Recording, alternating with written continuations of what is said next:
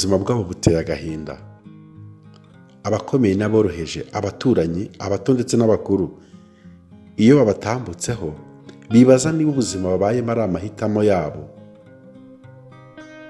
Ni umuryango ugizwe n'abana basaga 20 bagiye bahura n'ibibazo bitandukanye. Ku myaka 12 yabo kugeza ku myaka 18, buri mwana wese akikiye undi mwana mugenzi we. Bagiye baterwa inda n'abagabo bubatse ingo, abasore n'abandi babashukishije utuntu dutandukanye kugira ngo baryamane nabo. Imiryango yabo ikimara kubimenya no kubyumva byabagoye cyane kubyakira. Nibwo ubuyobozi butandukanye bwa leta bwafashe icyemezo cyo kubahuriza ahantu hamwe kugira ngo harebwe niba hari imyuga bakwigishwa yongera kubaremamo icyizere cyo kuzabaho. Byatugoye cyane ubwo twahageraga tugiye gutangira gukora iyi nkuru. Twakirwaga cyane n'amarira y'abana bato batandukanye, ku buryo no kubona amajwi ngo dukore ikiganiro byabanje kutubera ingorabahizi. Twatutse mu mujyi wa Kigali tuje kubareba, ubwo twari turi kumwe na Madame Joyce washyizwe ku mutima n'Imana gufasha aba bana ndetse no kubitaho uko ashoboye. Dore uko byari bimeze ubwo twahageraga n'uko ibiganiro byagiye bikurikirana. Mugiye kubikurikira muri iyi nkuru.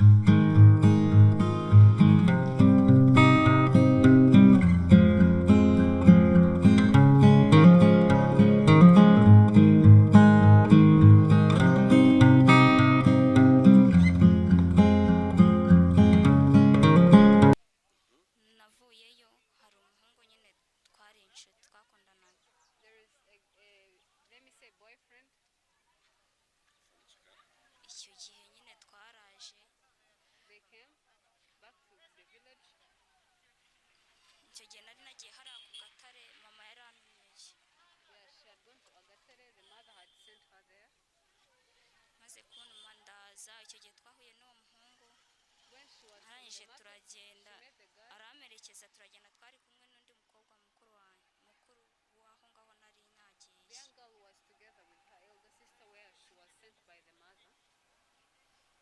Arangije nyine aranshuka mbona yarabaye nta nubwo nari nzi ko ndi butware.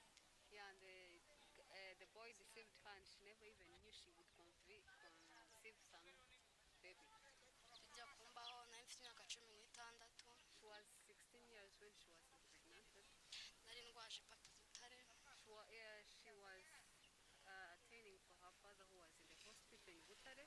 Kubera ikibazo cy'inzara haza umuntu w'umugabo aranshuka akajya ngemurira, noneho yaje kunsaba ubucuti ndabumwima.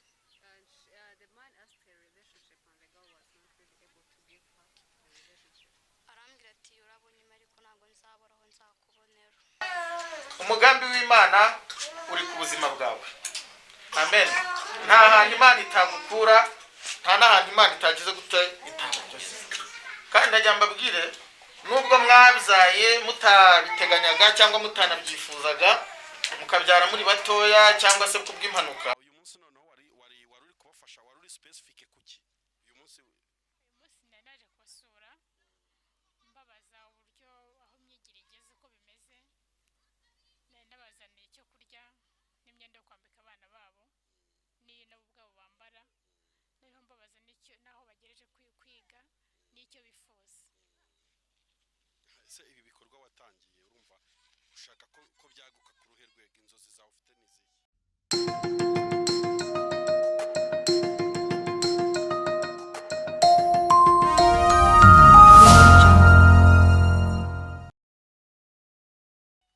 Abashyitsi barahageze, nababonye nsanga ari abashyitsi beza, ndetse niba ari amaso y'abantu b'abasaza simbizi. Rero nkaba ndishimiye cyane ndetse ku ruhande rwanjye kubakira no kubaha ikaze hano. Njye mbahaye amashyi yanjye. Murakoze rwose, duteze yombi icyo mugiye kutubwira no kutugezaho, turabyakira uko bingana kose n'uko biri kose. Murakoze. Murakoze, karibu.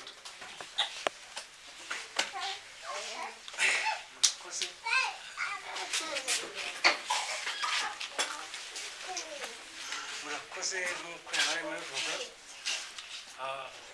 abana bakorera muri kano kagari ka Kabuga bikaba byaradushimishije ku ruhande rw'ubuyobozi kubera yuko iyo umuntu abyaye imburagihe hari amahirwe menshi aba akuye yiwe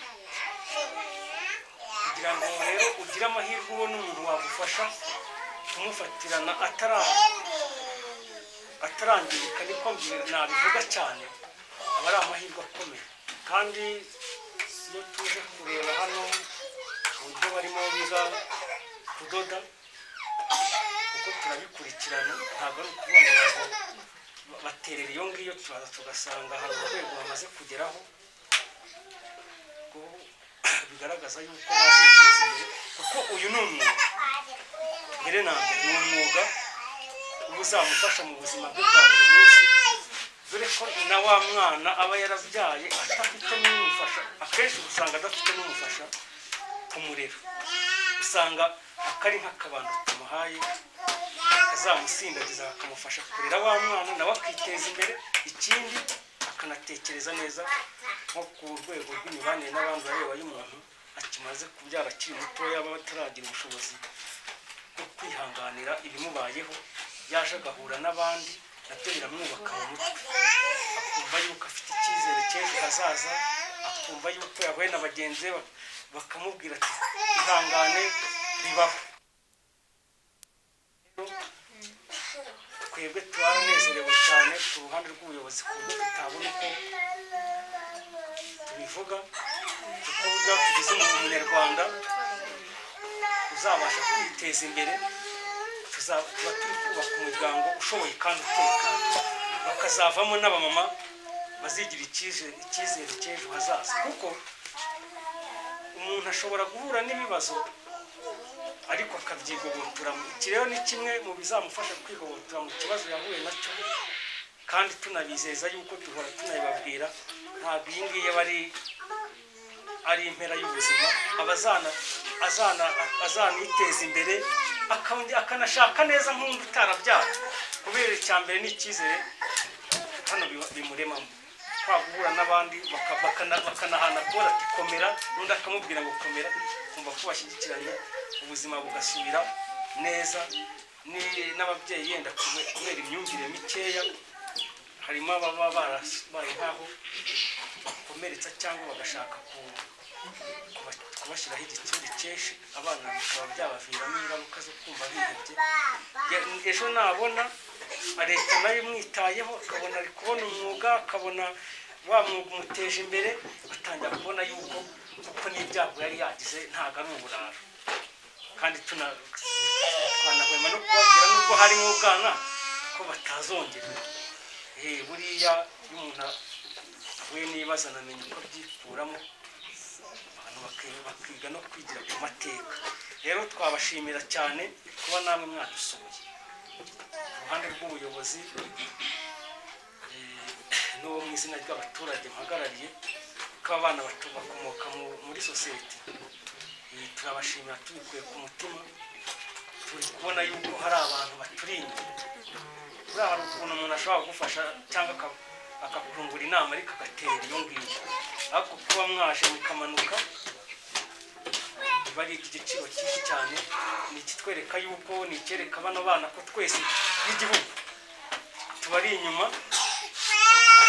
kugira ngo twubake u Rwanda twifuza muri rusange kugira ngo tunagere ku ntego za NCT1 abo twebwe tuba dushaka umuryango ushoboye kandi uteka kandi uyu niwo muryango w'ejo hazaza rero twashima tubikuye ku mutima n'abandi dufatanya murakoze tumushimire ko nawe aba turi hafi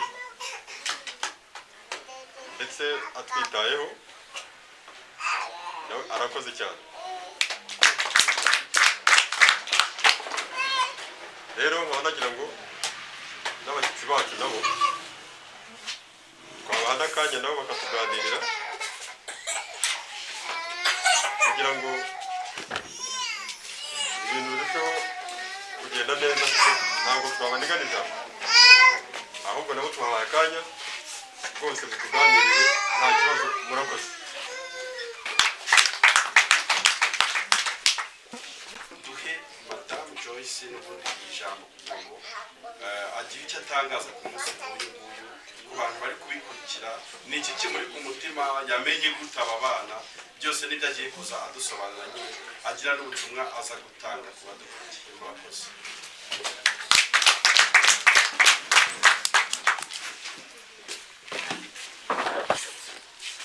murakoze cyane bari bahumije.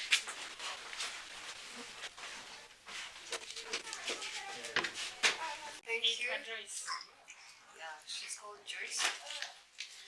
rero aba bana njya nkunda kuvuga ngo mfite abana 16 n'abuze 16.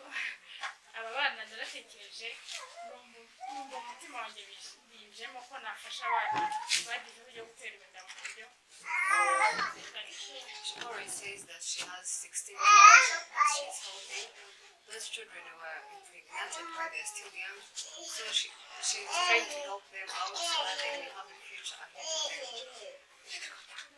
nze kubitekereza natekereje kuza muri uyu murenge wa Huye muri aka karere ka Ruhango. She thought of coming to Buye sector to help her children. naraje ngeze hano nshyikira ku murenge bakoze neza bakoze neza ko harimo nubwo bari benshi baba baragize ibyo bibazo ariko bakora ko hari abababaye cyane kurusha abandi. Yeah, she came and visited the sector. She found that many girls have a lot of problems, but she spotted out some so that she can help out few of them so that they may be able to help others. abana rero basuye turi ku murenge turaganira babaza icyo bifuza icyo ndumva nabafasha. Yeah, the girl she visited them and she told them that we have to talk and know what's happening around. So they happened to talk to each other and they just had a good conversation. bifuza ko bakeneye umwuga bakora bambwira ko bifuza kudoda. Yeah, they told her that they need really to have something to do so that they may prosper themselves. ubushobozi bwanjye bukira ntabwo nashoboye kubafata bose bari benshi cyangwa abo nshoboye bishyirira kudoda mu kwezi kwa gatandatu batangiye biga kudoda hano. Because of a lot of financial status, she was not able to help a lot of girls, but she really had to put for them a telling. ubwo bufasha twabazaniye iyi ni iyo Abana TV yaje kubasura. This is Kamana TV, which came to visit them and really have something to do for them. twabazaniye n'icyo kurya twabazaniye n'imyambaro. Yeah, the things we brought for them some food, some clothes, so that they may at least have some life ahead of them. nababwiye ko mbakunda nzajya kuba hafi ikintu cyose nzashobora nzajya kubakorera. She told them that she'll bring whatever she's capable of bringing for them so that they may at least have some hope for the future. nkabakangurira kwigiramo icyizere nababwiye ko bagomba gutegura ejo hazaza ndetse bagategura n'abana babo. She told them to have faith in themselves and really have hope for the future because the future is bright. So she told them to have faith in them and also take care of the children. kugira ngo abana bazaba abantu bakomeye ibibazo bahuye nabyo abana babo ntibazahure nabyo. So that the problem they face, their children won't be able to face them. kandi kubafasha ntabwo tubabwira ngo bazabyongere ahubwo kugira ngo baze abantu b'abagabo bazibeshe mu buzima buzaza. The things we are doing now, it's telling them that they should not do whatever they did because it's not a good life. They have to really teach their children a better life ahead of them so that their children may not face the same problem. twifuza ko n'uburenganzira bwabo hari ukuntu abantu bakeneye kumufasha kubahohotera cyangwa se umuntu akagutera akatwihakana kumva bagira n'ubundi buvugizi ku buryo nk'ibyo byo kubahohotera bakamubavuganira kuba twabafasha kurushaho ibyo barenganya ari umuntu utera inda ubizi neza wamubwira ko ariwe akabihakana bakabura uburenganzira bwanyu n'abana bakora uburenganzira bw'ababyeyi. We are working hand in hand with the government so that they will support out those people who are getting these girls, young girls pregnant so that they may be punishable by the law so that they will not even have other girls impregnated at their young age. babwira ngo mukomere kandi mujye mukunda Imana mukunde gusenga imbere hari ibyiringiro. Telling them that really you have to pray and love God, and because there is faith ahead, there is a good future ahead of you, not only what we are seeing here. Ko n'abana banyu baziga bishobora no kumwakiriza amashuri, abana banyu ko baziga amashuri mukuze bo bakazayiga. We wish your children to also learn the schools we never attended. For really, you are really invited to offer some help and help the children and their mothers. Iminsi njyewe n'abana nagiye mbona hari ibibazo bigoye bafite, kuko nagiye nganira nabo kenshi mbona n'ibindi bibazo. Yeah, in their usual life they have a lot of problems, so the visitors have to really do something for them, because they have a lot of problems, not even being impregnated, but they have other issues in their lives, so please do some help to them.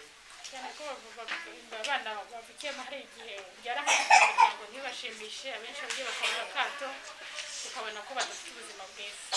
Some are abandoned or neglected by their families, but as visitors, as people here, we have to help them, because some families neglect these children.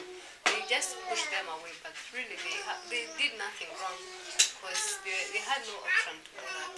So we can help them and do something for them, not condemning them. Murakoze cyane, ndashimira abatica bagiye banyumva kenshi, nagiye mbahamagara ku bana bameze, ndabashimira ko bitabiriye kubafasha. We thank the teachers who are really close to them and helping them. Ndashimira n'ubuyobozi, tujya tuvugana kenshi nzi ko abana bameze, turimo kingera kumikanisha n'ababarera n'abayobozi. We thank the leaders of this sector, because we are in touch with them and asking how are the children, how are the mothers. So we really appreciate your efforts. Thank you so much. dushimiye Madamu Joyce cyane ku gikorwa cyiza ndetse n'ijambo agejeje ku badukurikiye. Ntabwo rero ari wenyine n'ubundi nk'uko mwakomeje kugenda mubibona kwinjira aha hantu. Twabashimiye cyane ko baduhaye ikaze muri iri tsinda cyangwa se muri uyu muryango, ariko kandi hari n'abashyitsi baje bari kumwe nawe n'ubundi abo yagiye akagire. Ni ngombwa ko nabo tugomba kubamenya. Barimo umukozi w'Imana Pastor Francois, nawe ari muri iki gikorwa nyine na Madamu Joyce. Twamusaba ko n'ubundi nawe yatwibwira kugira ngo abari hano dukomeze kugenda turushaho gusobanukirwa abo twazanye.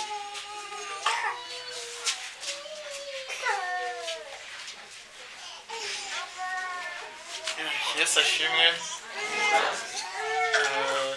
Banyita Habimana Francois, nkaba muri Kigali, nkaba ndi umupasiteri.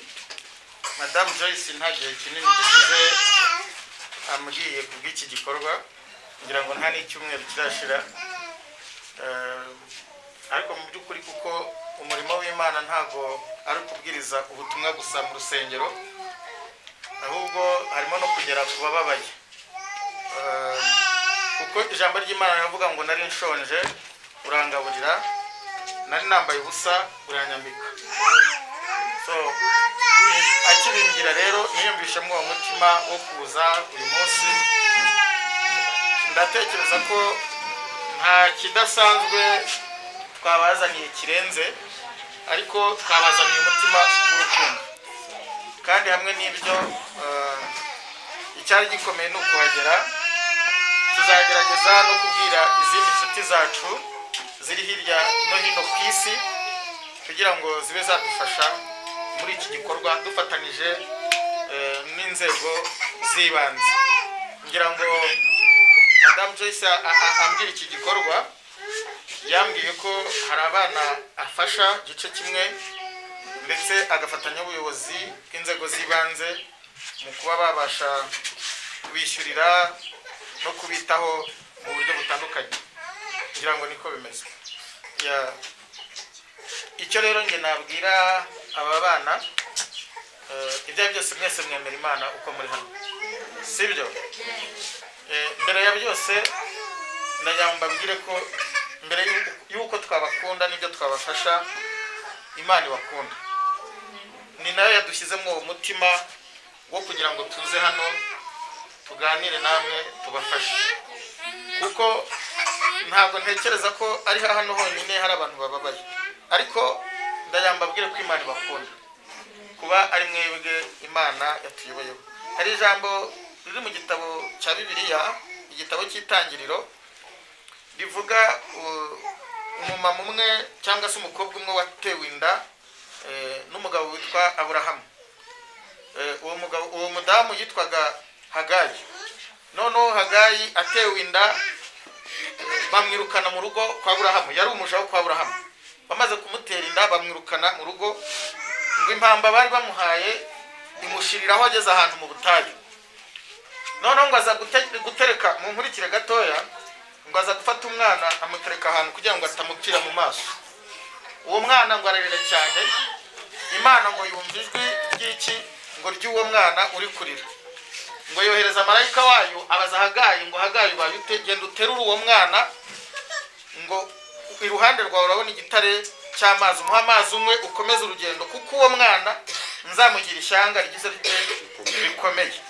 Ndagira rero mbabwire, ntabwo uzaba bitewe nuko wavutse, ntabwo ari byo bitanga uko uzamera mu gihe kigira, ntabwo ari byo bidetermina uko uzaba mu gihe kizaza. Oya, umugambi w'Imana uri ku buzima bwawe. Amen. Nta hantu Imana itagukura, nta n'ahantu Imana itagize gute itagugeza. Kandi ndajya mbabwire, nubwo mwabyaye mutabiteganyaga cyangwa mutanabyifuzaga, mukabyara muri batoya cyangwa se kubw'impanuka, ariko umwana n'umugisha. Turi kugendana.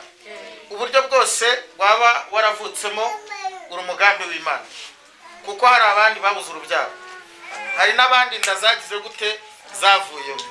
Wewe rero wagize amahirwe ukabona uwo mwana mukundi, turi kugendana, wumve ko ari impano y'iki y'Imana, kandi wumve ko Imana izakugeza kure cyane. Turi kugendana. Ntago rero Imana igukorera ibitangaza bitewe naho wavutse. Ntago igitangaza ari uko umwana wa ministre azaba ministre. Igitangaza ni uko umwana wavukiye muri ubu buzima aziga akazamuka akaba umuntu udasanzwe. Icyo nicyo bita iki igitangaza, kandi bizakunda hamwe no kwizera Imana no gusenga. Nkabashishikariza rero ko muri byose mwasenga mukanirinda ibyababayeho, ntibibi byo kubatera agahinda, ahubwo bibabere isomo. Turi kugendana. Ahashize naho gusura, ariko saho gutura. Turahasura nk'amateka atwigisha.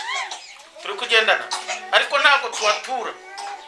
Ahubwo nyuma yo kuhasura hari umuntu mwabonye utura ku rwibutso. Ku rwibutso barahasura, barangiza bagasubira mu rugo. Impamvu bahasura ni iki? Ni ukugira ngo ayo mateka atazongera kubaho. Nimureba inyuma ku byababayeho, ntimugaheranwe n'agahinda, ahubwo bifate nk'iki nk'isomo ryo kugira ngo utegure ejo hazaza. Turi kugendana. Nicyo nababwira rero, tuzagenda tuganira, tuzagira umwanya, tuzajya tunabasura, dusenge, sibyo? Kuko Imana ni idushoboza muri byose. Twebwe ubwacu ntacyo twakwishoboza. Mujye muryama musenze, mubyuke musenze. Ikibazo si idini usengeramo. Oya, ntabwo mbasaba guhindura amadini, ndabasaba guhinduka. Turi kugendana. Hari igihe umuntu ahindura idini ariko ntahinduke. Turi kumwe. Igikomeye rero nuko muhinduka tukagera ikirenge mu cya Kristo. Imana rero ibambere umugisha, kandi reka mbabwire uko musenga bizatuma n'abana banyu bakurira muri uwo mwuka wo gusenga, sibyo? Bibarinde ko nabo bazagwa mu bishuko nk'ibyo mwagize gute mwaguye. Murakoze cyane, Imana ibahumugishe.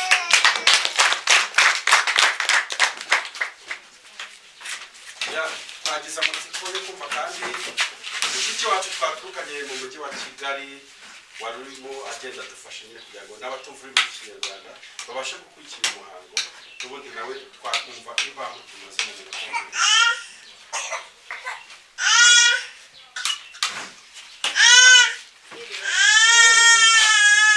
Genda shaka kubanza ko tumenyana, nitwa Uwafedori. Uwafedori ni abazi Kigali muri Kanombe, niga muri kaminuza ya Kigali, University of Kigali. byandenze kuko abenshi mugira ngo ushobora kuba mbaruta abenshi mushobora kuba munaruta ariko ndashaka kubaha mesaje ikomeye cyane ndashaka kuvuga ko ibi byababayeho nanjye byambaho hari igihe wenda nanjye byambaho ariko ikintu nshaka kubabwira ko turangana pe ndi kubibona hari n'abo duto ariko ikintu nshaka kubereza muri mesaje ibi byabayeho nk'uko mugenzi wanjye yabivugaga ni isomo ariko nanone nta cyaha mwakoze kuko uwabakoze wabateye inda zidateganyijwe n'urugero akagenda akabata ushobora kuzaba umuntu ukomeye umwana wawe ashobora kuzaba umuntu ukomeye w'ejo hazaza ese akagaruka duhora tubibona sinzi niba mujya gusoma ariko biraba kenshi cyane ese icyo nababwira mwebwe mukunda abana banyu mwizere ko ejo hari ubuzima ikindi ntimukihebe ikindi mukore cyane njye nabakunze cyane nanjye Joyce yabimbwiyeho yabimbwiye umusibe ejo ko tuzajya ahantu nari gutegura ikintu ntabwo nari ko mumeze gutya nari gutegura ikintu ariko tuzagaruka kuko ntabwo uzi ukabwira umuntu amagambo ukamwereka ko atirisi ari ikintu wamufasha nabyo ni ikibazo kuko muba mukeneye ubufasha bwacu ariko ukunda abana banyu musenge cyane unakore cyane navuga byinshi ariko Imana ibahe umugisha ikomeze kubarinda kandi tuzahora tugaruka kandi dushobora kuzagaruka kuko nanjye ndashaka gukora igikorwa noneho gifasha abana ariko n'abamama babo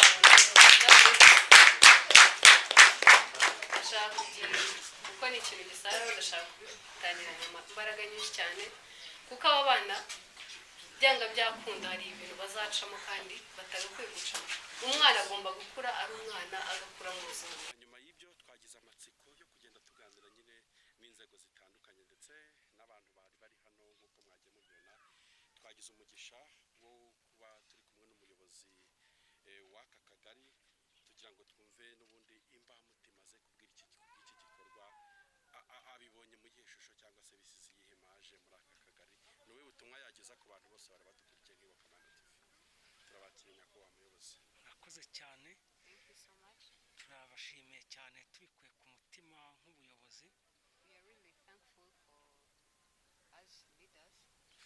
kuko kino gikorwa iyobokamana TV n'indi kipe bazanye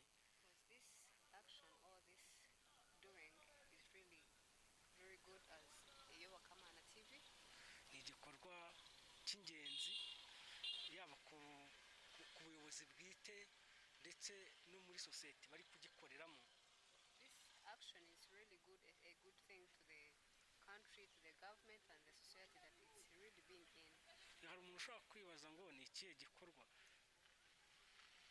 hari umuntu ushobora kwibaza ngo ni ikihe gikorwa ni igikorwa cyiza cyane batekereje cyo gufasha abana babyaye imburagihe kandi babyara bakiri bato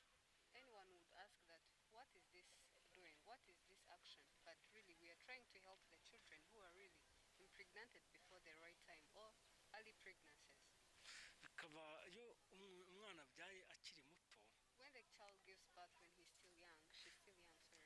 bimwicira ubuzima bwe ndetse n'uwo agiye kubyara byareba nabi nawe bukazapfa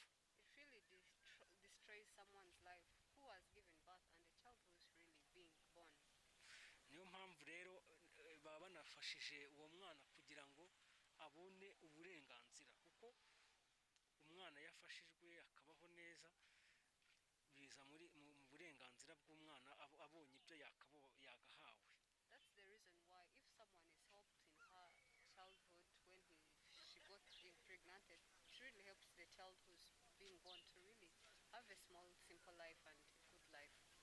tukaba twabashimiye cyane kuko baba babaye abafatanyabikorwa mu rundi ruhande rwa leta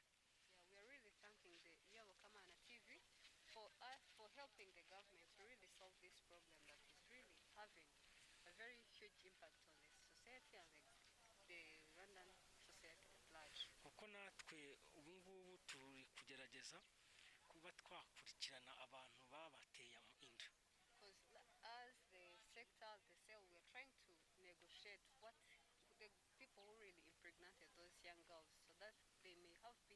they may have be punished or have penalties because they are living in a very bad life. kugira ngo mu rwego rw'amategeko wa muntu wateye inda abe yahanwa habe guca umuco wo guhana kandi bibe byanamuberaho nabo be yanihana mu bijyanye n'iyobokamana kuko yumva ko yakoze icyaha. Because this, if it's punished by the government, that person who really impregnated that young child, he really has to be punished, and really, as he goes in even the line with the godly ways. niyo mpamvu rero twebwe nkatwe nk'ubuyobozi bwite bwa leta biba byadushimishije cyane kuko bizadufasha kubaka urubyiruko dore ko bano bana ari urubyiruko rw'ejo hazaza rwiza. We as the leaders, it will help us to really have a future life for these young children, these young girls who are really being impregnated. As the leadership, as the government, it will help us reduce the risks or the rates of the child being impregnated at a young age. niyo mpamvu rero tubwira n'abandi bantu bashobora gufatanya n'aba ngaba kugumya bagafasha aba bana bakaba hafi mu rwego rw'imitekerereze mu bukungu kugira ngo babubake nk'abantu bazima bongere bigarurire icyizere. That's why we're seeking support to really have help to. That's why we're pleading people to come and help these young children, these people who really got impregnated at their young age. But we have to help them as the country, as the people in the society, so that they may have a future. They may have a bright future ahead of them, not being like left behind. kubera yuko nubwo tuba turi abayobozi tuba tugomba kuvugira n'abaturage muri rusange iki gikorwa turifuza ko cyazaguka kikagera n'ahandi hose. Yeah, we as the leaders, we have to be the mouthpiece of the young girls who are really being impregnated, and really to have a voice for them, so that we may put some guidelines so that these men won't be able to really have these girls impregnated. tukaba dukomeje kubashimira kandi tubikuye ku mutima mu izina rya leta kandi bakazakomerezaho kugira ngo batugumye twubake u Rwanda twifuza rufite abana b'abangavu bazavamo abamama b'ejo hazaza bazima. Yeah, and we are really thanking the government so that as it's helping the young children, we are really we are grateful for the government for these actions that are really being taken place in different sectors or cells in the country, because they are really doing a great job so that these problems may be solved. As we are finishing up, kugira ngo ntange ubutumwa bw'umwihariko kuri abo bana b'abakobwa, he's going to give a very special message to these young girls who are really impregnated at their young age. kugira ngo bazabwire n'abandi bana ko nta cyiza kirimo bakirinda ibishuko kugira ngo bitazabicira ubuzima. Yeah, he's really telling the young girls to be the voice for others, to tell them that there is no life, there is no big life, there is no good life in this, because it really spoils the life ahead. kandi bakabyaza amahirwe umusaruro bagiriwe yo kuba batoranywa kuko hari n'abandi benshi nuko aribo bahisemo, ariko igikorwa ko kizagenda cyaguka wenda hazafatwa n'abandi tukagumya twubaka u Rwanda twifuza. Yeah, and to really help, we helped a few of them. There were a lot of girls, but we spotted out some, and we are really trying to tell those girls who are spotted out to be the voice of others, so that we may build a Rwanda we wish, and a very admirable Rwanda we wish as the government. kandi urareba hari igikorwa banyujemo bari kwiga imashini. Yeah, they are doing some career of tailoring. urumva n'umwuga ushobora kuzabafasha kwiteza imbere. Yeah, it's a very good career that will help them to develop themselves. ndetse bagateza imbere n'abana babo babyaye dore ko akenshi hari igihe baba badafite kirera. Yeah, and to help the children that we are born under that critical condition, so that they may help them to finance their usual life and their children.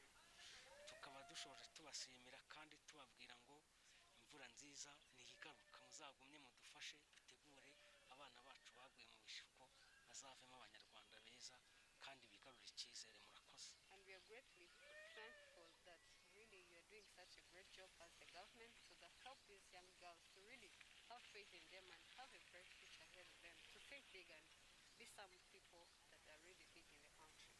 Thank you so much. natwe turabashimiye cyane, dushimiye umuyobozi w'akagari ka Kabuga ku magambo meza, impuguro, inama ndetse n'icyizere muhaye u Rwanda rw'ejo hazaza binyuze muri aba bana batoya. Twavuga ngo Imana ibaha umugisha cyane. Murakoze cyane. Twagize amatsiko yo kuganira n'umwe mu bagenerwa bikorwa cyangwa se n'umwe muri abo bana bagiye baterwa inda bakiri bato.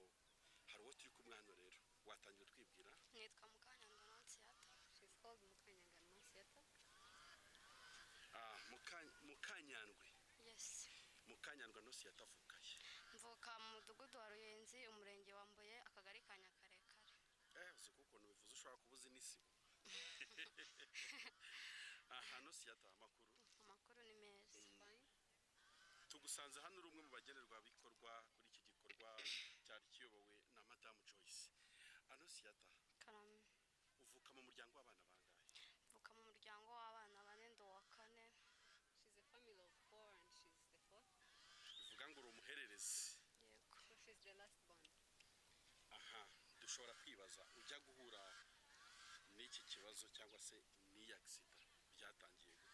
Njya guhura n'iki kibazo, When she made this problem, naje kugira ikibazo, iwacu baravunika, bamaze kuvunika nari ndwaje pate Butare, kuko nta muntu wajyaga ungemurira, haza umuntu w'umugabo aranshuka akajya ngemurira, amaze kunsaba urukundo ndarumwima, maze kurumwima ahengera ngiye koga, arurira dusha nsangamo, naje kugira ikibazo cyo kwanga kubivuga. Uyu munsi ufite imyaka ingahe? Imyaka 18. 18 years old. Turagira ngo usangize abantu gatoya, ujya kugira iyi accident ijya kukubaho, byaje gute, byatangiye gute kugira ngo uyu munsi wisanga ufite umwana ku myaka yawe? Ijya kumbaho nari mfite imyaka 16. She was 16 years when she was impregnated. Nari ndwaje pate Butare.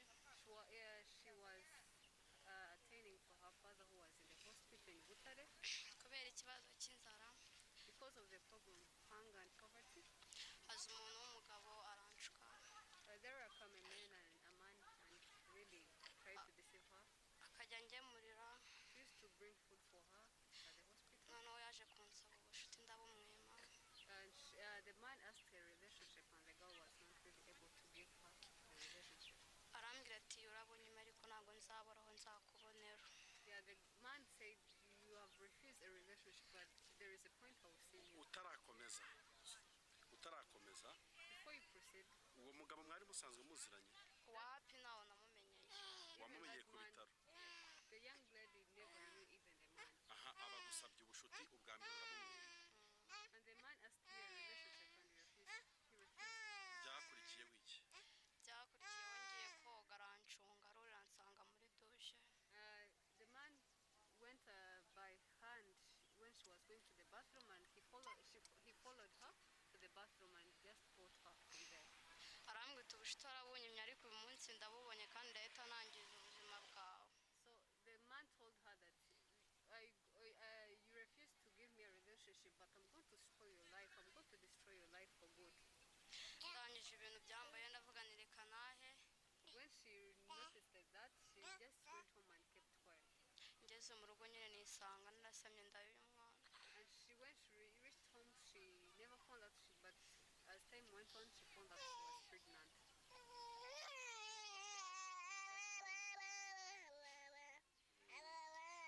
Uracyafite ababyeyi bombi? Do you have still your parents? Ndabafite ari kumwe n'ikimuga.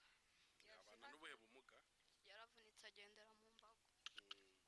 Uwo byabayeho ni papa cyangwa ni mama? Ni papa. Yeah, she has a father who is a disabled person. That's why. Reka turebe noneho uyu munsi wa none ni iki wumva wabwira urundi rubyiruko ruri mu myaka nk'iyi wari urimo icyo gihe ukurikije ibyakubaye, ni irihe somo byazanye ku buzima bwawe? Isomo ryambaye inama nagira abagenzi banjye nuko bajya birinda abantu babashikisha utuntu dukeya, kuko nanjye bajyaga banshukisha ibiryo wanjye murangira ngo ni umuntu w'inshuti yanjye, ariko ibyo yankoze arangije icyambabaje nuko yambwiye ngo agiye kwangiza ubuzima bwanjye by'iteko. So the message she's offering to the young youth out there is that really not to be attempt tempted by the small gifts they are given by men, because that's what happened to her. inama nabagira nuko bajya birinda abantu babashuka kuko badushukisha akantu gato kandi twabasha kwigura cyangwa tukakaka ababyeyi ntihakagire abantu babashuka. Yeah, and the thing that she's telling the young youth or the young girls out there is to not be tempted by the small gifts given by men, because they are really we are capable even buying for ourselves. Kuri wowe wakiriye gute iki gikorwa cy'uyu munsi cyo kubafasha? Ni iki wabwira umufatanyabikorwa w'abaturage? What can you tell the kuri uyu munsi biranshimishije. She's really happy for something that ubu ngubu nari mfite ikibazo cyane nakora agasabune ko kumesera umwana wenda akabonye. she was really even pleading where to get a soap to wash the child's clothes. none ikindi kintu nabashimira nuko bamaye n'akenda k'umwana nanjye ko nambara nako nari mfite. And she's really thanking the Kamana TV for giving the clothes to the young Imana boy. ibahe umugisha murakoze. And God bless you. Thank you so much. Urakoze cyane. Ibiganiro byacu biracyakomeje. Watangira utwibwira? nitwa Dusabeyezu Diane. She's called Dusabeyezu. Dusabeyezu Diane. Amakuru Dusabeyezu. meza. Uzi gusenga se ko witwa izina ryiza? Aha. Dusabeyezu ufite imyaka ingahe uyu munsi? 16. 16. 16 years old. Aha, vuga ndeba hano 16. Umwana ari heza. umwana ararwaye namusize. The child is sick. Bamusize heza Dusabeye. namusigiye mama. Bamusigiye mama. Dusabeyeza avuka he? vuka mu Kabuga. Uratubwira umurenge, akagari, umudugudu? ni akagari ka Mwendo. umurenge wa Mbuye. umudugudu ni Kabuga. Aha, kubera iki tugusanze hano wahisanze gute? Biturutse kuki? Why did we find you here? baramamagaye. bamamagaye ku murenge ngo ninze batubwire baradushaka. nubwo nzi icyo banshakira. ndaza nahasanze uriya mu mama. yahadusanze. ni batubwira ukuntu bagiye kutugirira imyuga tukajya tudoda. numva ndabyishimiye cyane. So she was called by the people to come at the sector, and she found Aunt Joyce where she was selected to be among the girls who will be given something to do as a career. Aha, Dusabeyezu. Karame. Reka tukubaze gato kugira ngo wisange uyu munsi ufite umwana. Byaturutse kuki byari byatangiye gute? icyo gihe nabaga i Kigali nyine naraje. She's used to stay in Kigali. maze Wageze i Kigali mu he mwaka? nari ngiye gusura mukuru wanjye. She had gone to visit her elder sister. navuyeyo hari umuhungu nyine twari inshuti twakundanaga. There is let me say boyfriend. icyo gihe nyine twaraje. They came back to the village. icyo gihe nari nagiye hariya ku Gatare mama yari antumye. Yeah, she had gone to Agatere. The mother had sent her there. maze kubona ndaza icyo gihe twahuye n'uwo muhungu. When she was arangije in the market, turagenda she met the guy. aramerekeza turagenda twari kumwe n'undi mukobwa mukuru w'aho ngaho nari The nagiye. young girl was together with her elder sister where she was sent by the mother. arangije nyine aranshuka mbona yarabaye nta nubwo nari nzi ko ndi butware. Yeah, and the boy deceived her, and she never even knew she would conceive some baby. Biba wari ufite imyaka ingahe? nari mfite 15. nari mfite 15. Wari ufite imyaka 15. Aha, uyu munsi ukaba ufite imyaka 16. Now she's 16. She was impregnated when she was 15 years old. ufite ababyeyi bombi? Yeah, ntabwo babana. she has both parents, but they are separated. Dusabeyezu umenyesha ababyeyi iyo nkuru wabibabwiye babyakiriye ute? mama ntabwo yigeze abyakira neza nahise njya mu kazi ko mu rugo. Yeah, the mother was not really convinced, and she never received a good message out of that. So the girl went to do a housework. Papa aracyariho? The father is still alive. Yeah. Yes, uyu munsi ufite umwana. Ese ku rundi rubyiruko ruri mu myaka nk'iyawe wenda rutarahura n'ibi, ni iki wumva wababwira nk'inama cyangwa impuguro? Ni iki bikwigishije? njye nabagira inama y'uko abahungu batazabashuka. Yeah, she's saying the same thing, that boys should not attempt you guys, you girls, you young girls. You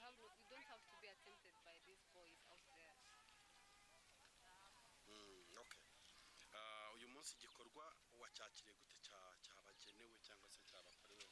nacyakiriye neza cyane, urumva ari cyo nishimye. babikoze n'icyo wabonye utajya kubona?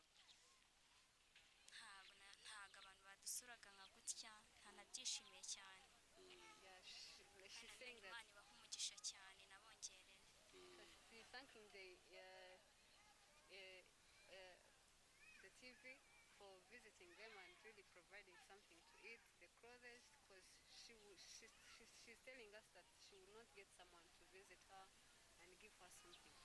Nese dusabeya Karama. ni nk'iki wahawe utari ufite? Imyenda nayo mfite mikeya, She never had clothes to wear n'iy'umwana, for the baby, isabune. even the soap. urakoze cyane. Nawe murakoze cyane. tugize umugisha wo guhura n'abarezi cyangwa se abarimu ni n'ababyeyi bareberera ubuzima bw'aba bana mwabonye hano, ubuzima bwabo bukurikirana mu buryo bwa buri munsi nk'abarezi babahora imbere. muraho neza? Yego, mwatangira mutwibwira? yewe nitwa Sugira Victoire, He's Victor. niyo mazina yanjye. murakoze cyane. murakoze. Njye nitwa Mukamusoni Alexis. She's called Mukamusoni Alexis. turabishimiye cyane kwibuka Abana TV. Murakoze cyane. aha ni mama nde? Mukamusoni Alexia. yego Mukamusoni, iki kibazo dusanze hano uyu munsi wakimenye ryari, wakimenye ute? Murakoze. Iki kibazo nakimenye ku murenge, bampamagaye bambwira yuko hari uriya mama witwa Byishimo Joyeze, bavuga yuko hari abana ashaka gufasha kurihira ishuri babyariye iwabo. She came to know about this thing where the girls are being impregnated at their young age. She was called by the sector and where she found Aunt Joyce, trying to correct some girls who were really facing that problem of unwanted pregnancies and Ubwo naragiye she went. mu bana bari bafite umurenge 19. The sector had 19 girls. yakuyemo abana 7. Aunt Joyce got 7 children. abivuga ngo aba bana bari hano baturutse mu mirenge itandukanye, ni mu tugari dutandukanye, umurenge n'umwe. umurenge n'umwe. They are from different cells but the same sector. ubwo ngubwo abandi bana nabahawe n'umurenge nawe niwe ubafasha kugira ngo tubafashe kwiga. Other kids were given by the sector so that they may help them to learn something. bose hamwe n'abana 16. All of them are 16 children. ariko hari n'akandi iwabo gafite umukecuru nitangiye kugira ngo mfashe kwiga kudoda nako kabana nabo umunsi ku munsi. But there is another young child who is really staying with them, learning to tail something and do something. reka dukomeze tubaza papa wacu, twifuza kumenya amwe mu masomo bahererwa hano n'ayahe, kubera icyo ariyo bahabwa. Murakoze cyane. Aba bana dutangira kubakira, twabonye ko kubanza kubereka uburyo imashini iteye, kuko nabyo byari ukurema, ntabwo bari bazi ibyo ari byo. bivuga ngo biga kudoda, biga kuyobora. nyuma yaho bagenda biga ibice biyigize kugira ngo niba urudodo ruvuyemo amenye ngo ndarushyira hehe. hari akandi kantu kabamwo munsi kajyana n'uburyo bwo hejuru, uko bagashyiramo uko bagakuramo. nyuma yaho tuhera ku ijipo, tubigisha ijipo. hari ijipo zoroshye nka ziriya zifite agapasure, hano inyuma abantu barazikunda cyane. na hano barazikunda, gusa ino ho ntago bishimira ko zigera hejuru cyane. hanyuma noneho n'izindi modeli z'amajipo, ibyo bagenda babimenya rwose kuko byo biranabanguka cyane. bagenda biga n'ikanzu, uko ijipo n'ikanzu iyo bihura ubona ko bitagoye, bamaze kubimenya. noneho dufata n'uburyo bwo kubigisha imyenda y'abagabo nk'amakabutura, bamaze kuyamenya, kandi ikabutura yimenye n'ipantaro nayo ibije.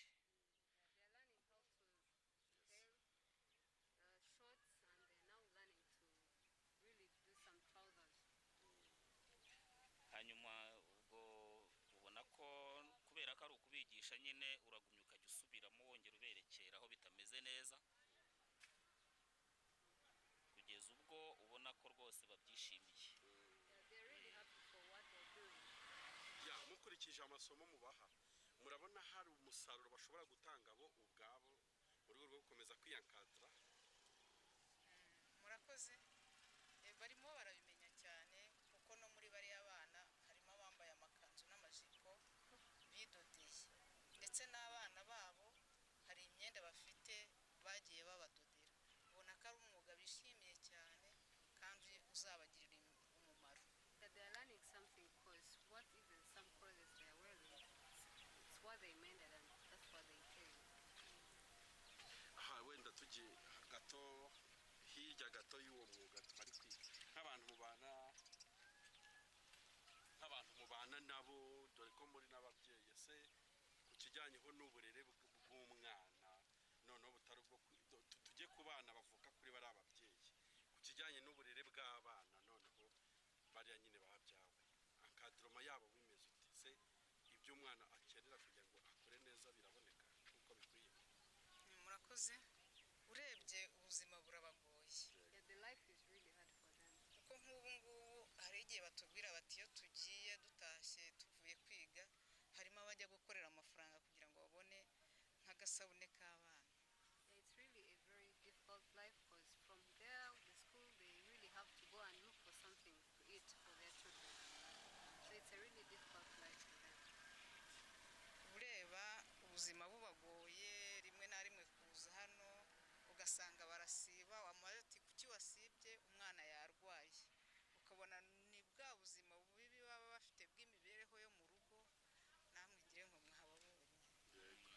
It's very difficult for them to attend school as usual because you ask her why are you not attending school and she says my child is sick, so it's really difficult for them to attend school and even the life is difficult for them and their children. ariko nkatwe nk'ababyeyi tubigisha kwihangana. We as parents we teach them to be patient with what they're doing. tukabakundisha kudoda kuko natwe ubwacu byatugiriye umumaro. And telling them to love what they're doing because it's really profitable to them. ya murakoze cyane. reka tugaruke ku gikorwa cyaduteranije hano uyu munsi noneho cyasize iki nize mbamutima zanyu uyu munsi ku byo mwabonye. murakoze cyane mu by'ukuri ikigaragara cyo nuko byatangaje nubwo bitari bidutunguye kuko twabitegujwe. It was a surprise though we were told that we are going to be hosting some visitors. Turabyishimiye. We are really happy for them. Kandi mu buryo dusezeranyije ko mutwitayeho hamwe n'abariya bana kuko natwe tubafitiye umutima twabakiriye birumvikana tubakunze bitubereye umugisha. Mu by'ukuri rero Imana ibakomereza uwo mutima mwiza mufite nyine twabashimiye. Icyo nicyo cya mbere ko umuco wo gushima turawugira. Rero kubona abashyitsi nkamwe ntabwo ari ibintu umuntu yakurura ngo yumve ko yabishyikira ariko ntitwatunguwe kandi twabashimiye no kuba mwaraduteguje kuko hari harimo ingorane nyinshi kugira ngo aba bana tubabone. Byaje kudushobokera rero biradushimishije cyane kandi twanabasabira n'umugisha cyane. Imana ibakomereze uwo mutima. Murakoze cyane. Dusoza nuwe butumwa mwumva mwatanga cyane cyane ku banyamadini ku muryango wa Gikristo ndetse n'imiryango abana nk'aba bagiye bakomokamo muri rusange. Murakoze cyane. Thank you. Nukuri twebwe turabashimira Imana ibaha umugisha. We really thanking you. God bless you. Twatanga the message we can give. Nukuri turishimye cyane. We are happy. Kandi tugomeza kubasaba kugira ngo mugomeze mubafashe nubwo mwaje nta ubibatoje. We are requesting that you continue helping these young girls. Dushimira n'uriya mudamu wagize kiriya gitekerezo cyo kuza gufasha abantu atazi. We are even thanking Aunt Joyce for having an idea of helping the children and young girls. Namwe yabibabwira mukabyakira mwishimye. Even if told so, you can also welcome that idea.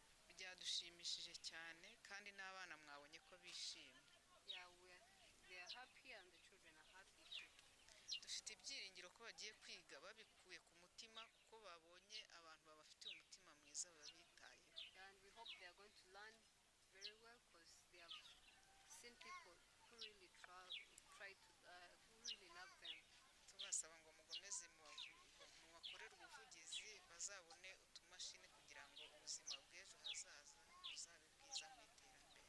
If they are also asking that they may be provided help so that they may get a lot of machines to do their tailoring.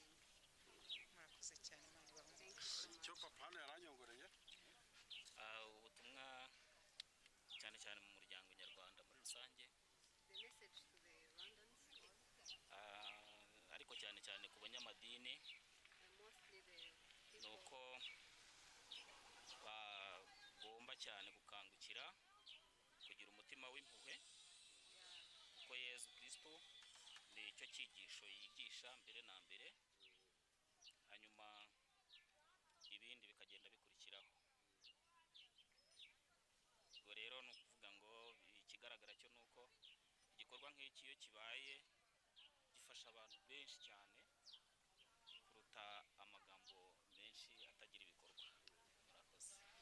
he's also emphasizing the religious part to also have part in helping these young children because they really have a good impact if they help, if they be helped. And we really thank the Rwandan society and also trying to seek help to help them and really have something in future for them. murakoze cyane turabashimiye. Natwe turabashimiye cyane. ni muri bwa buryo dukomeje kugenda tuganira n'abana batandukanye nyine nkuko muri kubibona hano uko turi kuri uyu musozi. Abana bakorewe ibyo ari amahano ni benshi cyane, ntabwo bose twabasha kubaganiriza, ariko reka twumve nimba mutima zabo. Amakuru ni meza. witwa nde, uvuka he? Nitwa Ndatimana Asina, mvuka muri kano karere ka Ruhango. She's called Ndatimana. She's born in this district, district of Ruhango. Muhanga ni ikintu kinini gizwe n'imirenge, akagari n'umudugudu. Ukomoka he mu we mudugudu ugize Muhanga? Yego murakoze, ngomuka mu kagari ka Gisanga mu mudugudu wa Byemvena. Ya wowe? Murakoze, nitwa Murimo Laurence. She's called Murego Laurence. Abanuruka mu mudugudu wa Birara.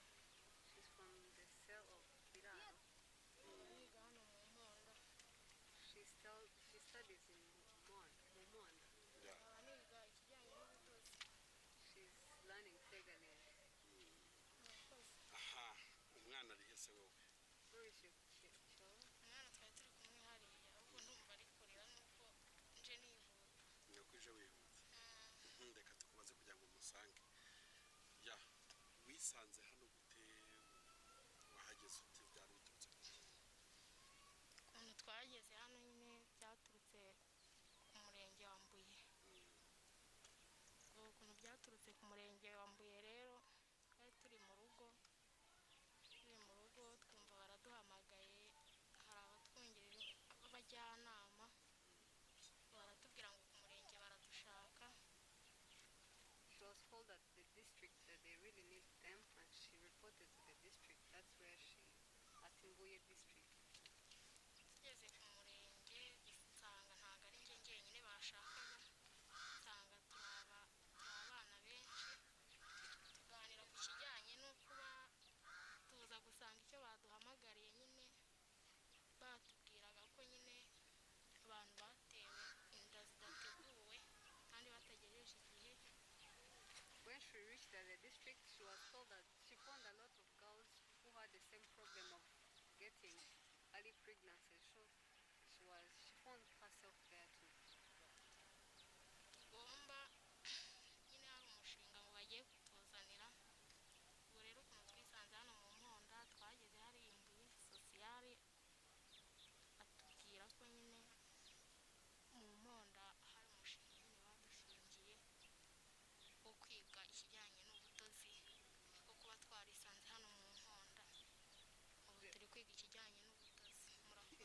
The way she found herself in Monda, when she reached the sector, she was told that there is a project going to teach them how to do tailoring, so that's how she found herself here. wenda mbere yuko wisanga hano mu murenge ubundi uwo muntu mwabyaranye wari umuzi byatangiye ute bijya nari muzi twarakundanye kandi twariganye. The girl knew the person who introduced her. wigaga mu kangahe twiganye mu wa gatandatu twahinda niga mu wa mbere segonderi. She got pregnant when mwiganye she mu wa was in gatandatu one. primaire wahita rivamo ngenda komeza niga muri segonderi mu wa mbere bigeze rero biza kuba nyine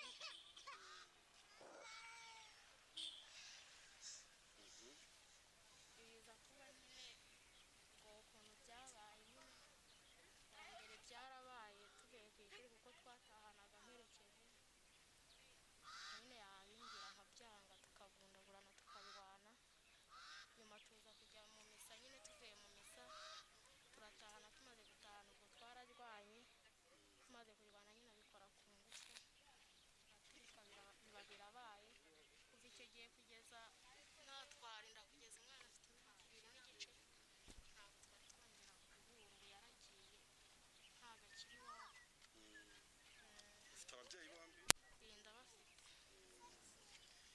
ubibwira ababyeyi babyakiriye ababyeyi barambwiye ngo ntabwo banjugunya n'ubundi ndi uwabo baranyibyariye kandi umwana wabo baramfashije mu buryo bushoboka baramfasha mu bintu byose nibo bankoshereje banguriye isume bangurira buri kimwe cyose bantungira umwana nanjye barantunga kugeza na n'ubu nibo bakintunze. tuza no kuri mugenzi wawe wowe uyu munsi ufite imyaka ingahe mfite imyaka 19. wowe ibi biba wari ufite imyaka ingahe wari uri mu buhe buzima mfite imyaka 16. She had 16 years. mwahuye gute n'uyu muntu mwabyaranye byatangiye nabaga i Kigali kubera ko iwacu nyine havutse amakimbirane nyine mu muryango ntabwo nabashije kwiga neza njye Kigali niho twahuriye. n'ubundi wabyariye i Kigali oya amaze kumenya ko nwite mbimubwiye ansaba inda kugikuramo ndabyanga mpita muhunga nza mu rugo kugeza na n'ubu ntabwo tuzahari.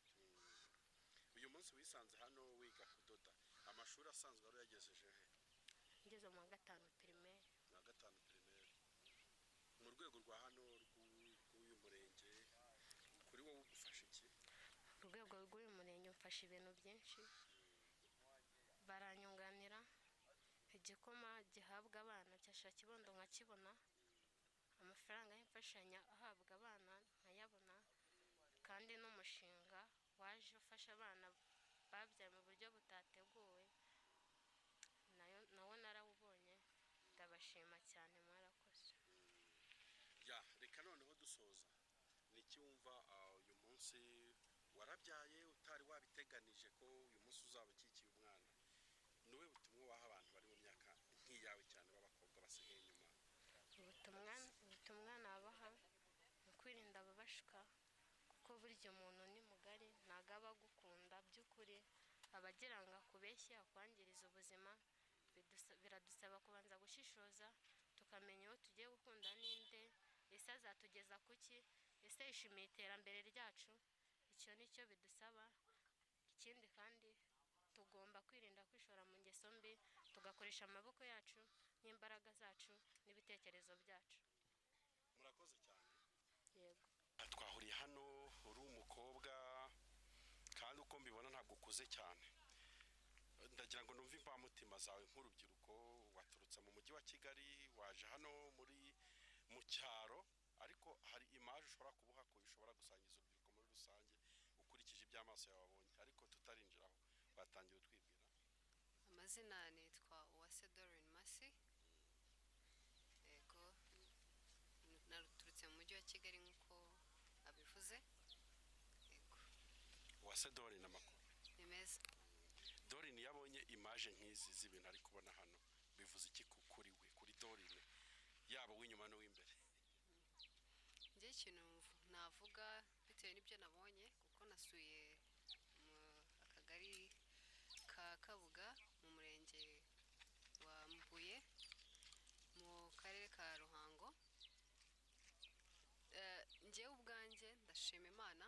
nshobora kuba ndi umukobwa utarabyara umwana n'urugero kuko abo nabonye hari abunduta hari n'abanduta ariko abenshi ndabaruta rero ikintu imaje yamaye ni ukuri mu nce by'ibyaro bari guhura n'ikibazo gikomeye cyo kubyara inda zitateganyijwe kubyara bakiri bato bikabagiraho ingaruka kuko uburyo nababonye bamwe twaganiriye usanga benshi badafite ejo hazaza heza bumva ko nta cyizere cy'ejo hazaza bitewe n'uko babona umwana arira n'umwana usanga ni ibintu bimukomereye cyane so imaje ngiye nabonye ni uko ubuzima mu cyaro burakomeye rero cyane cyane abana b'abakobwa kuko ababatera inda nubwo baba bazi barabafata ku ngufu bamwe na bamwe so ugasanga ntabwo ari imaje nziza umwana w'umukobwa ntabwo yakabaye akurira muri ubwo buzima ngo yumve ko ejo afite icyizere cy'ejo keretse ayegerewe akaganirizwa akerekwa ko nyuma yo kuba yarabyaye hari ubundi buzima. dore ufite papa na mama? Yego ndabafite. Impamvu mbikubajije bimwe mu bintu aba bana bagiye bavuga by'ukuntu batewe izinda bigaragara niba wabyumvise neza ko hari ibyakozwe n'ababyeyi babo. Yego nako n'abapapa n'abantu bubatse ingo. Kuri wowe ni nk'iki wabwira umuryango nyarwanda muri rusange nimba harimo abapapa bava mu ngo baje gusambanya abana batoya? Ikintu nabwira abapapa nuko bagomba kumenya agaciro k'umwana uwo ari we wese yaba uwawe yaba atari n'uwawe kuko usanga wenda yaratewe inda na papa we cyangwa n'undi mupapa wo hirya ku ruhande so ugasanga ntabwo icyo gihe ubikora udahaye agaciro k'umwana aba afite ejo hazaza so ikintu nabwira ababyeyi umuryango nyarwanda muri rusange ni ukugira ngo bamenye agaciro k'umwana agomba gukura neza agakura abona ibintu byose abona urwo rukundo abona affection abona ubwo burinzi kugira ngo abashe gukura neza kugira ngo niyo yanakibaruka kuko bibaho impanuka irabaho umuntu akagufata ku ngufu ariko mu gihe n'ibyo bibaye umubyeyi akagushyigikira kuko abenshi barasa nabi abenshi barashonje kandi wenda bafite n'ababyeyi bashobora no kubasapota mu buryo bumwe cyangwa ubundi si cyo nabwira imiryango nyarwanda ni ukugira ngo bamenye agaciro k'umwana ibyo bizatuma umwana atabasha kugwa mu kintu ikibazo icyo ari cyo cyose. Yego ubutumwa ku basore baba bo mu cyaro abo mu mujyi wa Kigali aho dore naturuka batera abakobwa inda ariko bakabashugunya bakanabihakana? Message ikomeye ni uko twavuga byinshi ariko ikintu mbasabye basi nimujya no mu gukora n'ikintu mujye mubasha kureba umwana kuko abenshi abo twabashije kubona bafite imyaka ni bake barengeje imyaka 18 abenshi ni 16 ukibaza se kuba ushobora gufata umwana w'imyaka 18 16 15 12 si icyo nababwira abasore muri rusange sinavuga ngo bajye bafata abakobwa bakuru ariko nanone base babashe kuba agaciro nabo abana b'abakobwa batoya bareke kubafatirana kuko ushobora kunshukisha abakobwa turashukika ntago dore ni nk'iki bagushukiye ku buryo ushukiye? Njyewe kubera ko nahuguwe nabwiye n'ababyeyi ni gake washobora kunshuka ariko bano bana ntago baba bafite ubwonko kuko abenshi ni bato twabibonye abenshi ni bato barashukika nanjye nshobora kumushuka ari umukobwa mugenzi wanjye rero imagine ugashuka umusore muto. Yego birashoboka umukobwa yafata umusore ku ngufu birashoboka ariko simbizi cyane yego ariko ni gake yego. Ahubwo se ni ubuhe butumwa ki waha abakobwa kugira nabo se nta ruhare bagira nk'ibintu mu kwirinda kugira ngo bazajye mu rugo bakira abakobwa bubaka ingo nzima batarinze kubyara before?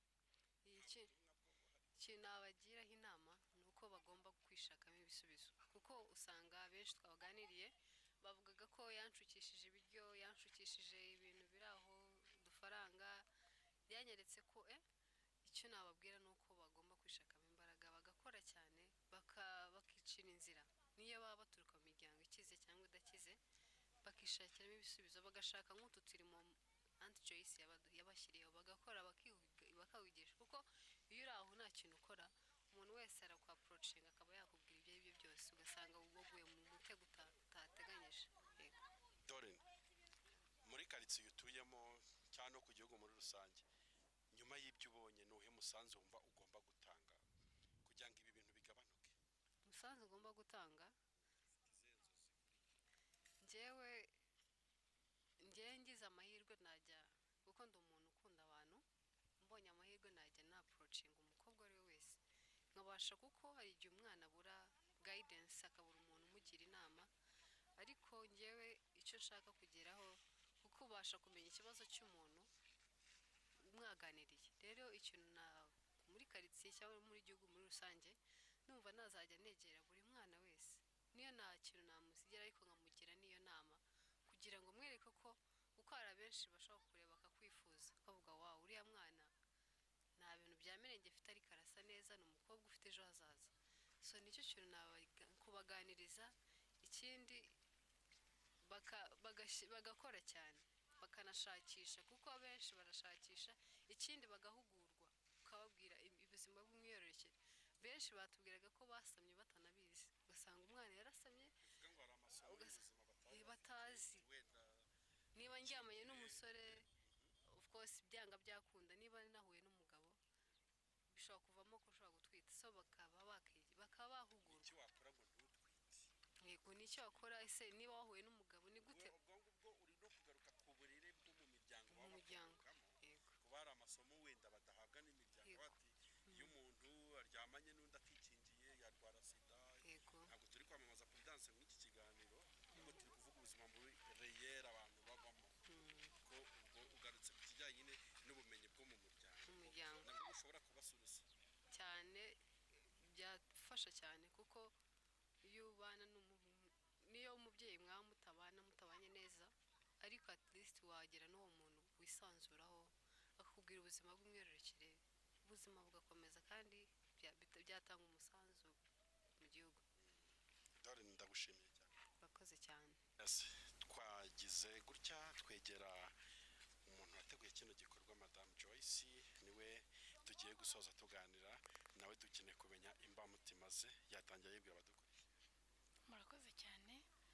Amazina yanjye nitwa Kabera Joyce, ndi umubyeyi w'abana 4, nkaba ntuye i Gasabo mu kagari ka Kagugu mu murenge wa Kinyinya. Joyce, amakuru ni meza, turashima Imana. Tugusanze mu gikorwa cyiza cyane, igikorwa cy'urukundo. Ukiri umwana wigeze urota zino nzozi? Nkiri umwana yajyaga mbona abana bababaye kumva mbahangayikiye. Yes, turagushimiye cyane kuba uduhaye umwanya. Turatangira twibaza iyi gahunda y'aba bana batewe inda bangana gutya muri iyi myaka twagiye tubona nuko byagenze. Ubundi ko mbona hano ari kure y'umujyi wa Kigali cyane, wabimenye gute? Nkurikije ibyo najyaga mbona mu mujyi wa Kigali, nagiye ntekereza ko mu cyaro nshingiye ku buzima bubi babamo, natekereje ko byaba bikomeye kurusha ibyo nyagiye mbona mu mujyi ntuyemo. Byabaye ngombwa ko nza kubasura, ndatembera ngerageza kujya mu buyobozi, mbaza nsura mu midugudu, mu masibo, ngenda ndeba mbaza uko ubuzima bw'abana bato bwifashe. Barabimbwira nsanga habya abana benshi cyane bagiye baterwa inda mu buryo batateganije, bari hasi y'imyaka 18. Ngenda mbasura mu muryango, ndebye ubuzima babamo, binkora ku mutima. Noneho mbaganiriza mbabase ko mwagize ibibazo, mwarigaga, bamwe bambwira ko bigaga amashuri bayahagaritse, mbabaza icyo bifuza ko nabafasha. Bambwira ko wumva icyo nabafasha ari kwiga imyuga. Mbabaza umwuga bifuzaga kwiga, bambwira ko bifuza kwiga kudoda. Ku bushobozi bwanjye buke ntabwo nabashije kubafata bose, numvishe nafasha. Ubundi bari bahagaye? Rebye umurenge raporo yampaye bari nk'abana 45. Bahuye n'ibyo bibazo, ariko bo nabakennye cyane, babashije kwijyana ku murenge gusaba ubufasha. Harimo n'abandi bavuka mu miryango yifashije, ababyeyi babo barabafashije, ubu nta kibazo.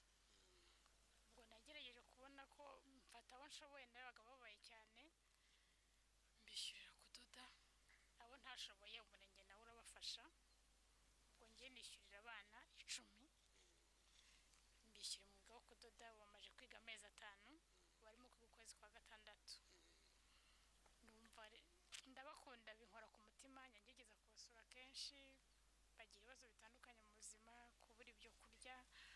Kenshi iyo bavuye kwiga ngo bamwe bajya guhingira ibyo kurya, imyambaro y'abana, mbese bo mu buzima bugoye. Nagiye mbasura nkabafasha uko nshoboye, abafite ibyo kwambara, nkabibaha ibyo nshoboye, ibyo kurya uko nshoboye, nagiye ngize kubafasha uko nshoboye. Ubu rero bambwiye ko bifuza cyane ko kwiga babirangije, bifuza nko kubona mu mashini byo kuba bakwikorera bakabasha kwiteza imbere. Ubwo niyo ntumbero mfite, numva mu bushobozi, mbonye ubushobozi nazabashakira izo mashini bakazabasha kwiteza imbere, kuko urumva bizi ibintu ntibagire icyo babimarisha, ntacyo byabamarira.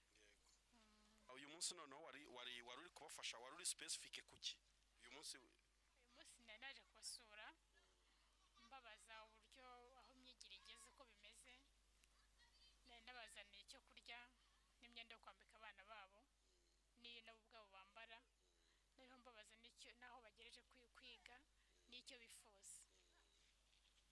ese ibi bikorwa watangiye urumva ushaka ko byaguka ku ruhe rwego, inzozi zawe ufite n'izihe? Numvaga ko inzozi zanjye numva byakoka ku rwego rw'igihugu ndetse no ku isi yose, ku buryo twarwanya ibintu byo guhohotera abana, cyane ko benshi bambwira ko babateye inda batabazi, n'abo baba bazi babihakanye. Ibyo bintu bikantera agahinda cyane. ese wowe mu bushobozi bwawe ufite uko bwaba bungana kose, uramutse uhuye n'umuntu ukurusha ubushobozi ariko ufite umutima nk'uwawe, wifuza ko yagufasha iki?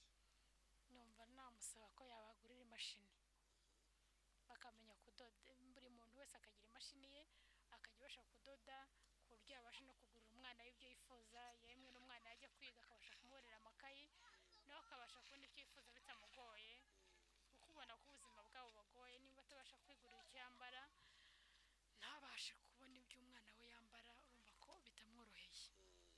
Numva rero namusaba nk'amamashini, buri mwana akagira imashini ye, cyangwa abashingira atoriye bakajya babasha kwiteza imbere bose bakorera gurupe. aha dusubiye inyuma, ese ubundi utekereza ko zimwe muri suruse z'ibibazo byaba bikomoka kuki kugira ngo abana babyare bangana gutya? Ntekereza ko ni nk'ibiki watungaho urutoki nk'inkomoko? njye ntekereza ko wenda bimwe biterwa n'abashyamirane mu miryango, kuko benshi bumva kubwira ati papa na mama ntibabana. Hatekereza ko n'ibyo bintu byabagiraho ingaruka kuko batakure mu miryango ihuje. Iyo urumva ababyeyi batabanye neza n'abana bagiraho ingaruka, kuko benshi bagiye bambwira bati natewe inda, wenda umuntu yampaye amafaranga yo kugira gutya, undi ati natewe naragiye gukora akazi ko mu rugo, nabonye mama atandukana na papa. Ibyo bintu rero ntekereza ko nabyo byaba ingaruka mbi ku bana. Nkumva rero by'amakimbirane mu miryango nabyo twabirwanya cyane. Ni ubuhe butumwa watanga ku muryango nyarwanda muri rusange? Ubutumwa natanga ni uhuye na minisitiri w'umuryango wamusaba iki? Ndumva namusaba ko abantu twagira ikiganiro cyo kujya duhuza imiryango, tukajya tugira ibiganiro by'ababyeyi, ku buryo tugira umwanya wo kuganiriza abantu bashakanye cyangwa se n'abitegura gushakana, kugira ngo bategure imiryango yabo, kuko imiryango irimo ibibazo ntabwo abana bavutse muri iyo miryango bagira ubuzima bwiza. Numva rero twajya tubyigisha cyane n'abenda gusezerana no mu nsengero bakabibigisha, ku buryo bategura imiryango yabo kugira ngo abo bazabyara bye kuzabagiraho ingaruka. Okay. Joyce, turagushimiye cyane. Murakoze cyane. Birimo reka mbashimire mwese mwakurikiye kino kiganiro cyatambukaga kuri televiziyo y'Iyobokamana TV. Gahunda yacu nyine niyivuga butumwa, ndetse ariko harimo nikora butumwa, kuko ubutumwa Yesu Kristo adusigiye si ubwo kugumana mu bitabo gusa ngo tububika, ahubwo tugomba no kubukora, kuko gukora ubutumwa bituma bunavugika neza, n'abadakijwe bakaba bakizwa kubera ko babonye imirimo. Murabizi ko imirimo ariyo izaduherekeza nitujya mu ijuru.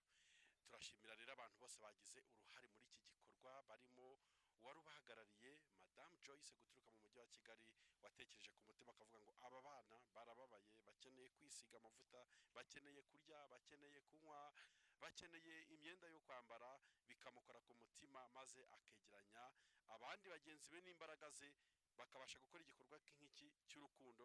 Tunashimira cyane Pastor François waje umuherekeje nawe muri iki gikorwa cy'urukundo, ndetse n'umukobwa Dorine. Mwese turabashimiye, twongere dushimire by'umwihariko ubuyobozi bw'umurenge wa Mbuye ndetse n'akagari ka Kabuga ndetse no mu uyu mudugudu turimo. Mwese navuga ngo Imana idakiranirwa ngo yibagirwe imirimo, izahora yibuka imirimo yanyu, kuko na Bibiliya birabivuga ngo imirimo y'abera izibuka. Tunahamagarira abantu bose babishoboye, babishaka, babikunda ko uyu muryango n'ubundi waba abana ugikeneye gufashwa, ndetse sinabo gusa, hirya no hino hari abantu batandukanye mu gihugu bakeneye inkunga, bakeneye ubufasha, batarya, nubwo urya ukaryama ugasinzira bigakunda ukambara, ariko hari abantu bahora mu buzima bwo kwiheba ndetse no kwiganyira. Ariko tujye twibuka ko abajyana na Yesu gutabara abandi nabo bazagororerwa. Thank you so much. Mwari kumwe na BKM, ibiganiro byacu nakagaruka.